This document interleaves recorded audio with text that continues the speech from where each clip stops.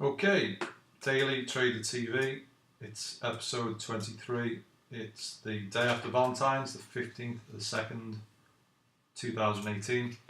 And what we're going to look at today is why do most retail investors lose money in the long run? Now, last year was probably one of the best years I think most retail investors have probably had. Certainly if they've only been in the market since 2009, which most private retail investors have. Most of the ones I see weren't around prior to 2009. The ones that I knew prior to 2009 just didn't come back into the market because they blew their accounts. So we're going to have a look at why, and it's a pretty interesting reason why this happens. So in order to do that, what I'm going to do is go onto Twitter and we're going to look at, I'll tell you what, first of all, we're going to look at stock that is a bit of a darling with retail investors who trade on valuation. So it's Galliford. Just for anybody following along, if you go into the financials, you can see the summary here if you want to know what they're doing. So it's Galliford Try as a house builder in the south and east of England. So we go back to the chart. There's a number of things to point out. And the first is this.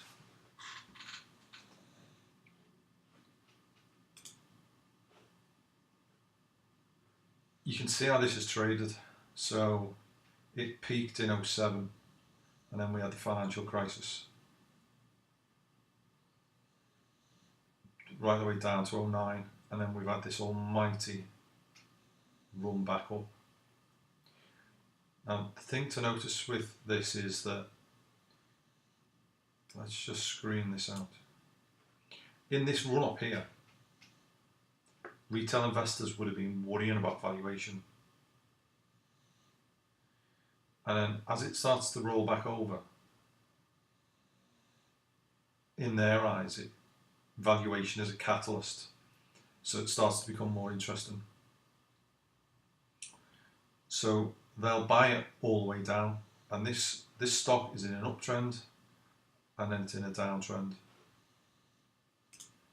Now some will argue that if they bought here, say, that you just hold, and you make a return. But if you'd bought in this region, that's 2007. It doesn't get back to break even until 6 years later.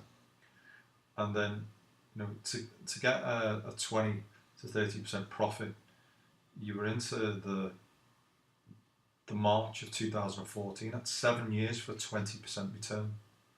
And this is a compounding race.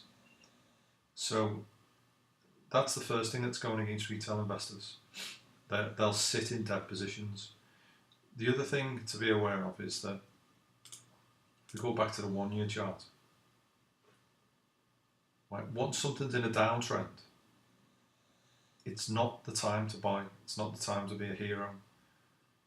It's particularly if you're a trend follower. So these stocks are now trading below all the major moving averages. You can see lower highs, lower lows, gaps, huge volume.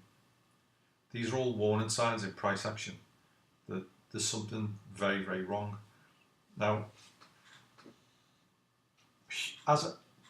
what you're wired to do as a human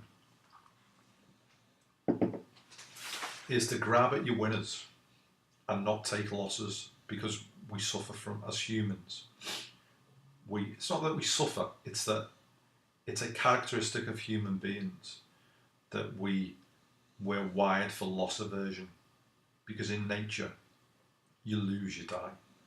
But that's not true in trading. It's a different game. So we've been wired by evolution to let our losers run, i.e. don't take losses, and to snatch at profits. And as a trader, you need to do the exact opposite. You need to be able to cut your winners fast and let your winners run. And most investors don't have the structure set up properly, the mechanics of how they trade, and they're unable to take losses. Now, if we go onto the public Twitter, and I've just typed in hashtag GFRD, right, so we look at the chart again.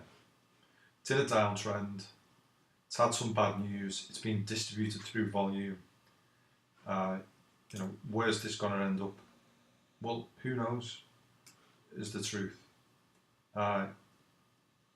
It's got a significant level here. If that's the active high and that's the lower high, there's a significant level here that it has to hold. If it doesn't hold, it could well be coming back into this region. So we don't know, but it's not. You can't repeat these trades. If you continue to take these patterns, overall you've got to be a loser trader. Now, if we go back to the public Twitter, let's see what retail investors make of it. So I don't know. By the way, if any of you people know these people or ever speak to them, or if indeed you're somebody that happens upon this channel up to see this, I'm not slating you. I'm not having a go at you. I'm highlighting to the people who are watching the videos where retail investors are going wrong. Had a look yesterday, but as you say, margins are so tight, it only makes a small happen to cause disasters. I thought I read somewhere that the margins are not even 2% on some contracts. That may all well be true, but the simple fact, but it's just an opinion. It's one person's opinion amongst thousands of opinions. Everybody's got opinions. The only facts are, the only things we can count on are that it's in a downtrend, right? It had a gap yesterday to the downside on huge volume. It's being distributed, which means that there are far more sellers in the market, and these are institutional sellers, than there are buyers. They're the only facts. So anything else that anybody else is discussing is an opinion, and it's to be discounted. Because retail doesn't move markets, only institutions do. So, GFRD on the up now. Those that entered early doors this morning may have scooped a bargain if the rise holds. This is called catching a falling knife. So this was 7 minutes ago. Right. So what he's saying is that you had this big down candle, and anybody who bought here, right, now you find loads of bullshit artists saying, oh, I bought at 773, the bottom tick of the move. Maybe they did, but it's highly unlikely for many, many different reasons. But markets don't go down in a straight line.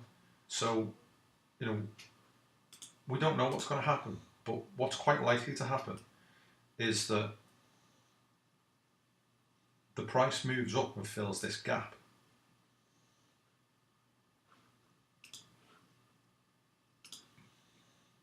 And then moves down. These gaps tend to be filled before they go back up, back into their trend. So, again, another opinion, doesn't mean anything. He's talking about catching a falling knife. Here you've got an illustration of fear. Somebody that's in the trade that doesn't want to take a loss. This guy, yes, it will be interesting to see the market reaction. This is on the 13th, the day before the gap. I think it should be priced in, but you never know. Well, he was right, he didn't know. The rest of the announcement was actually quite positive. It doesn't matter whether it's positive or not. What matters is, what do the people who want to buy and sell think of it? Are they buying or selling? What volumes are they turning up on? GFRD is down 19%, is nuts. Traders will probably get an opportunity to buy as it turns. Why is it nuts? It's just, I mean, this in particular is an example of why retail doesn't win in the long run. It's not nuts, it's just down. It's not that the people selling it don't know what to do, because if we go back, like, they're institutions, they're professional buyers and sellers. So this guy isn't prepared to take a loss on the trades that he's down on. He's going to buy and hold forever, and we've seen how long that sometimes you need to hold to be able to get back to break even. Traders will probably get the opportunity to buy as it turns. Maybe it doesn't turn. It's not a system. There's no repeatable actions in that statement. And then you've got traders asking each other their opinions when they're just a crazy overreaction. It's not an overreaction. It's just sellers wanting to sell. It's only a crazy overreaction because he's wed to the stock. He's bought into the story. Bad that they uncovered some issues, but fundraise makes sense and didn't need to do it. Like, you can go back. I guess it's a febrile market and easily spooked. Maybe not. Maybe it's just that the story's changed, or people want to take profits, or institutions know things that the retail investor doesn't know. You can wrap yourself up in chains here, trying to work out exactly what it is that's going on. And the reality is you're never going to know. And the good thing is you never need to know. What you need to be able to do is work out where you're wrong and get out fast. You know, you decide where you're wrong and then you get out. And when you're right, you just let it run. So Galliford Try is in a downtrend. The guy that we just spoke about, he's also been in this stock for quite some time. You know, and it's in a downtrend, and it's not stopping. These things can just go on and on and on. And what happened in the end is, I'm fairly sure it got suspended. So all the way through this move, people were saying that it was value and it was crazy and it was febrile and it was an overreaction. And then it got all the way down here. And what happens? News gets issued. Suspension of the stock.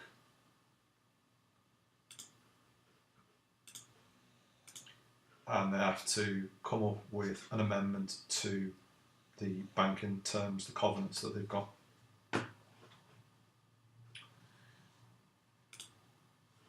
And you've lost all your money. You know, what could have been a 1R loss, you know, was potentially turned into a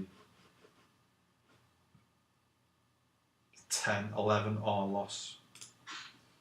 So why do most retail investors lose money in the long run? They don't have a risk management process in place. They don't have positive expectancy. They don't have a repeatable system, and they don't realise that the human wiring, which is for loss aversion, is working against them, and they don't have a system to override that hardwired human response.